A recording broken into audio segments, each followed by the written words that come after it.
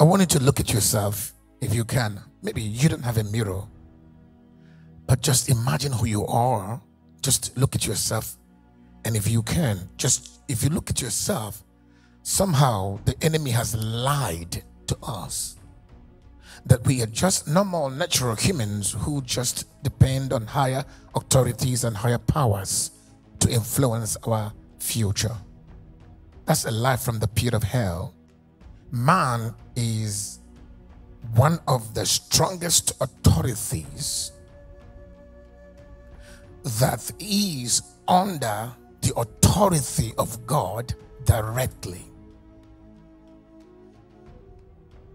In fact, according to God's order of creation and placement of authority, man ought to report directly to God. And every creature must report to man directly, especially creatures, invisible creatures that watch over the earth. You will know that you know it in the scriptures. The Bible says that angels are your messengers, meaning they are also your servants. Okay, let's look at that from this perspective. And please, I know some theologians are watching all over the world right now. I know that, so I gotta make sure that my points are very biblical. Now, who are the angels according to the scriptures? Now, according to the scriptures, the Bible says angels are God's messengers. Now, according to the same scriptures, what did the Bible say angels are to us? Servants. So suddenly that would unveil something in your spirit to realize that God has somehow adopted us into his familyhood, where we are not just God's creatures, but we are his offspring. And we are princes of the King. We are sons of God. Now, having that imagination running in your heart, running in your mind, it gives you that understanding that you're not just an ordinary person. There are higher creatures, higher authorities, higher entities that are subject to you as servants. Even the Bible says that we will judge angels. Is that correct? We will judge angels in the sense that angels are our servants.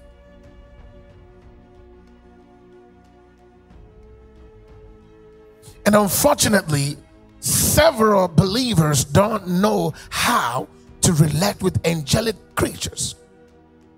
So many believers don't know how to tap, travel, ascend into angelic realms.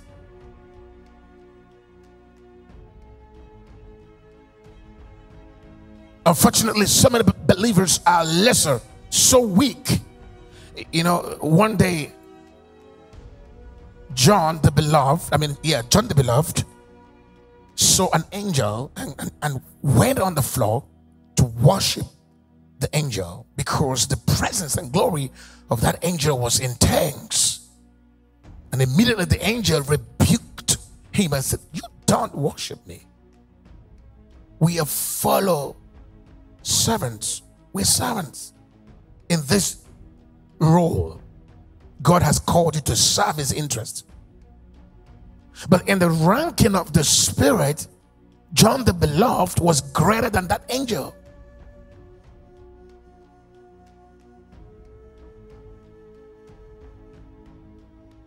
So the spiritual world is more powerful, more real than the physical.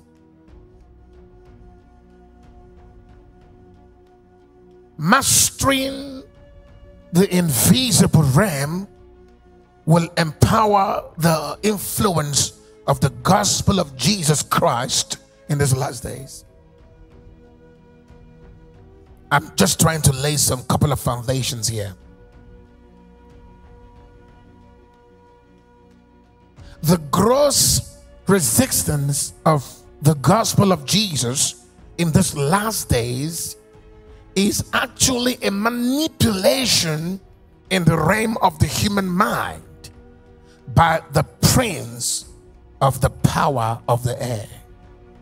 The Bible says that the prince of this world has blinded the minds of people who have refused to accept the beautiful, glorious light of the gospel of Jesus Christ. So we can see that the physical resistance of the gospel of Jesus Christ is actually traceable to an invisible influence. Maybe I need to say that again. Men refused to accept the gospel because an invisible force has a certain spell cast in the minds of the people who did not want to accept the gospel. So that means if that darkness is removed from their minds, then everybody will be responding to the gospel as quick as possible. So that then means that for the gospel of Jesus to actually prevail, somebody would have to war in the realm of the mind.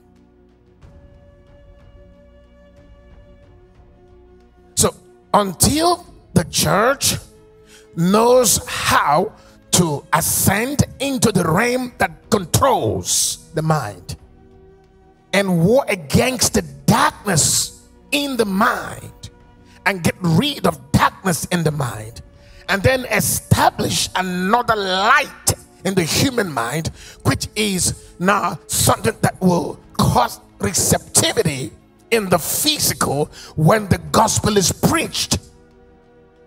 It will become so difficult and hard to see the gospel of Christ prevail.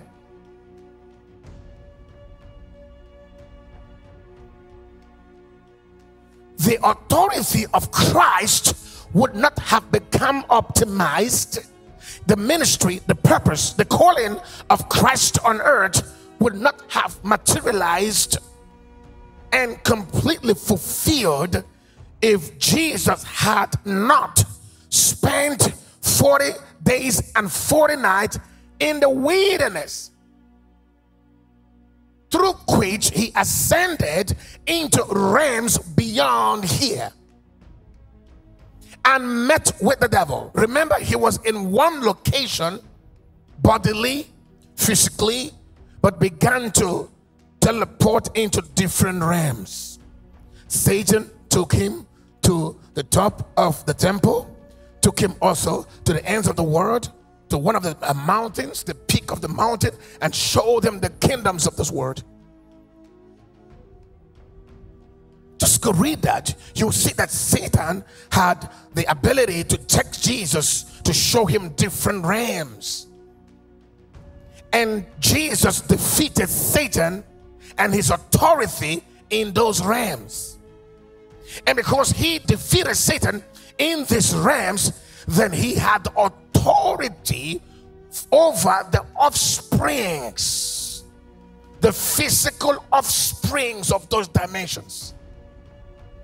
Okay, I just hit something now, but that was too quick. Every aspect, every realm that Jesus defeated Satan in the wilderness gave him a maximum absolute authority over the physical manifestations from those realms. Does that connect? So no change in the physical until you have ascended, until you have, gone or traveled or trafficked the realms that represent that physical manifestations. So every condition in the physical is powered by a higher realm beyond the physical sphere.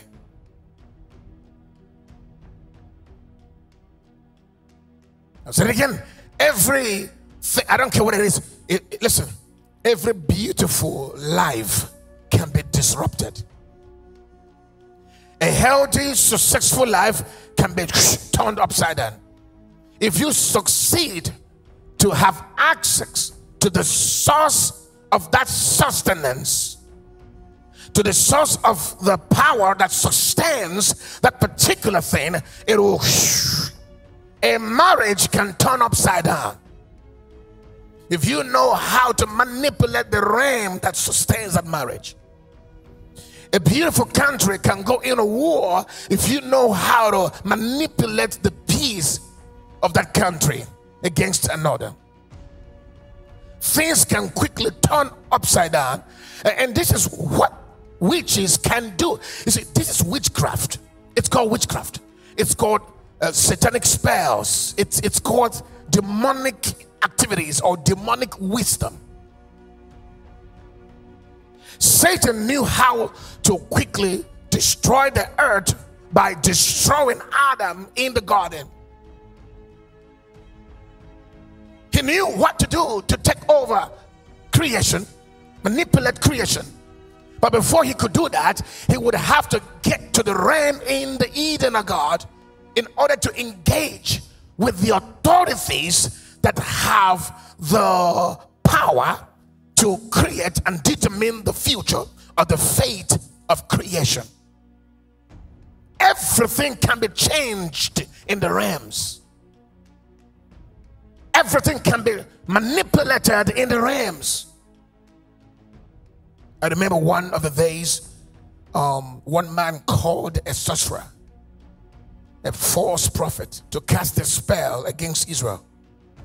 Now, Israel was doing very well, successful, protected, preserved by God, but this one hated Israel, and then he said, let's go get a witch to cast a spell against Israel. Because you see, people in the Old Testament knew that you can cause a physical manifestation in the spirit realms. They know that if you can get a witch and place that witch over a certain dimension and cast a spell over a period of time, that spell will begin to manifest in the physical. So there are realms that we must awake to in order to take charge. And that realm is solely created and subject to mankind. War against the beast of Europe with the bondservant of Christ John. 11th and 12th July 2024. Day 1, 6 p.m. Day 2, morning session, 9 a.m. strictly for ministers. Evening session, 6 p.m. open for everyone. Venue, PWA Silverdome, Van der Hagenstraat, 2722, NT Zoetermeer, Netherlands. Register now for seat reservations. Visit our website, www.spiritrevelationchurch.org. The Tribe of Fire presents International Ministers Conference with the bondservant of Christ John. Dates, 27th through to the 29th, August 2024. Session times, Day 1, 6 p.m. Day 2, morning session, 9 a.m. Evening session, 6 p.m. Day 3, morning session, 9 a.m. Evening session, 6 p.m. Register now for seat reservations. Visit our website, www.spiritrevelationchurch.org. Venue, 284 Voortrekker Road, Maitland, Cape Town, South Africa. See you in the realms.